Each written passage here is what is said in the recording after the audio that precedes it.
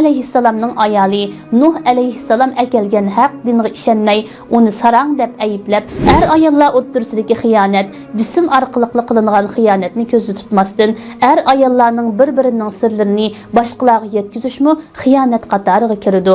Shuning bilan Alloh taolo uning azg'unligini texmi ziyoda qilib, qalbini hidoyat va haqdan g'ofil qilib qo'ydi.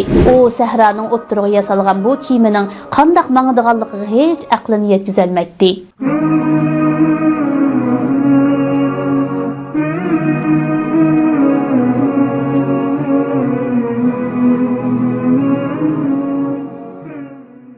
Bugungi suhbatimizning temasi insoniyatning ikkinchi atisi, islom da'vatining dunyoga yayilishidagi da'vat qahramoni Nuh alayhissalomning ayoli bo'lib, bu ayol Alloh taolo Qur'oni Karimda butun kofirlarga ibrat qilib ko'rsatgan ayoldir. Alloh taolo bu haqda Qur'oni Karimda mundaq deydi: Alloh kuffarlarga ularning mo'minlar bilan tuqqanchiligining foyda bermasligida Nuhning ayolini va Lutning ayolini misol qilib ko'rsatdi. Ular bo'lsa bizning bandalarimizdan ikki yaxshi bandimizning amrida edi. Ularning ikkilisi erlariga iymon etmaslik bilan xiyonat qildi. Ularning erlari, ya'ni Nuh bilan Lut payg'ambar turuqliq ulardan Allohning azobidan hech narsani dab'i qila olmadi. U ikkisiga do'zaxga kirguchilar bilan birga kiringlar deyildi. Qur'onda bu ayolning ismi aniq tilga ilinmagan bo'lib, Alloh taolo faqatla Nuh alayhissalomning ayoli deb sifatlagan. Ammo o'xshamagan tafsir uning ismiga ishorat qilingan bo'lib, ba'zi tafsirlar vali'a desa, ba'zilari valiga degan va yana ba'zilari va'ila degan. Imom Tabari uning ismini vag'ila deydi. Ammo yuqorqi oyatdagi xiyonat bo'lsa, ayollar orasidagi xiyonat bo'lmasdan, balki adabdagi xiyonat bo'lib, u ayollar o'ttirdagi mehribonlik, rahimdillik aloqasini din va aqidada munofiqlik va kufrlik qilish bilan buzishni ko'rsatadi. Ya'ni munofiqlik qilib, yo'ldoshidan kofirlikni yushirib, iymon etganday qiyofatga kirib olganlikdir. Nuh alayhissalomning ayolining xiyonati uning Nuh alayhissalomni kishilarga sarang deb yurganligi deyiladi. Nuh alayhissalomning ayoli Nuh alayhissalom akelgan haq dinga ishonmay, uni sarang deb ayblab, kofirlarning katta boshlariga uningga ergashgan kishilarning xabarini yetkazib, ularning aziyatga uchrab azoblanishiga sababchi bo'ladi. Vag'ila bayla tabiqasidan bo'lib, jamiyatdagi arqa ko'rinishi nupuzli kishilardan edi. U Nuh alayhissalom bilan Alloh uni payg'ambarlikka tanlashdan burun to'y qilgan bo'lib, Vag'ila Nuh alayhissalomdan Yama, Hama, Yafsa qatorliq farzandlarni tuqqan. Nuh alayhissalom payg'ambarlik omonatini o'z ustiga olganda, uning ayoli azg'unlik yo'liga egib, Nuh alayhissalomni ko'zitib, bo'lgan ishlarning hammani ularga to'shitdi. Uning xiyonati shu darajaga yetdiki, haq va hidoyatni tashlab, batil va azg'unlikqa qilaverdi. Shuning bilan Alloh taolo uning azg'unligini texmi ziyoda qilib, qalbini hidoyat va haqdan g'ofil qilib qo'ydi.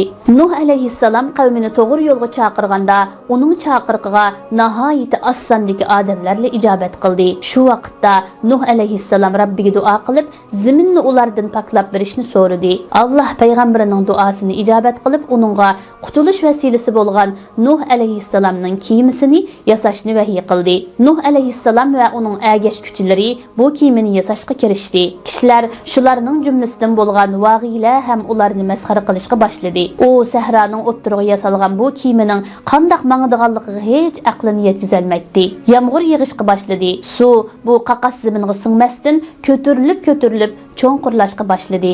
Nuh alayhissalomning agash kuchlari kiyimiga o'rinlashib, qutulish yo'liga qarab mangdi. Nuh alayhissalomning ayoli kiyimiga chiqishga unamay, o'ziga o'xshash kofir qavm bilan birga g'arq bo'lib, do'zax ahlidan bo'ldi. Shuningga o'xshash uning o'g'li Yammu o'zini taqqa chiqib olish bilan qutulib qolaman deb o'ylab, mushrik onasiga o'xshashla halok bo'ldi. Yahya ibn Sallam bu oyatning Qur'onda misol qilinib keltirilishidagi sababni payg'ambar sallallohu alayhi va sallamning ayollari Hazrati Aisha va Hafsalarning Rasululloh xo'p ko'rmaydigan ishlarda uningga taqobil turmasligi uchun ogohlantirib tushirilgan deydi.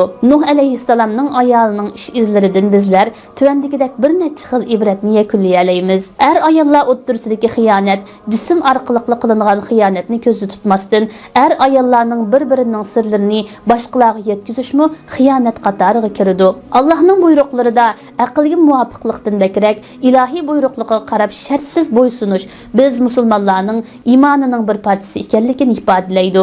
Dasturimiz ulug' Qur'on Karimning bizlarni har xil vaz nasihat bilan haq yo'lga chaqirib turadigan bir nurliq mash'al ekanligi, uni hayot dasturimiz qilib yashashning intayin muhim ekanligi gavdalanadi. Biz oldingi qatimliq suhbatimizda Fir'avn xonadonida turib iymon lazzati bilan shahidlik maqomiga erishgan Hazrati Osiya onamiz haqida to'xtalgan edik. Zolim Fir'avnning ayoli Osiya onamiz zolimlar xonadonida yashab turug'liq iymon ne'mati bilan ne'matlanib shahidlik maqomiga erishdi va toki qiyomatgacha barliq mu'mina ayollarga ulgi qilinib tillarda zikr qilinadigan yaxshi nomga erishdi.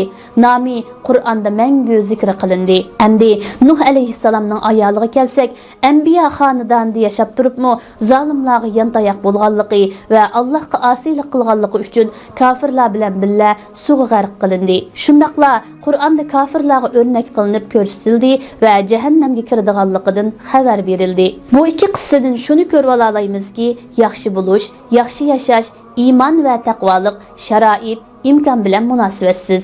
Balki iymon Allohning xohlagan bandalariga ato qiladigan ne'mati va bu ne'mat berilgan har bir mu'mina ayol Allohga taqvolik qilmaslikni va Allohga osiylik qilishni sharoitga dengab qo'yishi hargizmi to'g'ri emas. Allah hammamizni haq yo'lda mustahkam qilsin.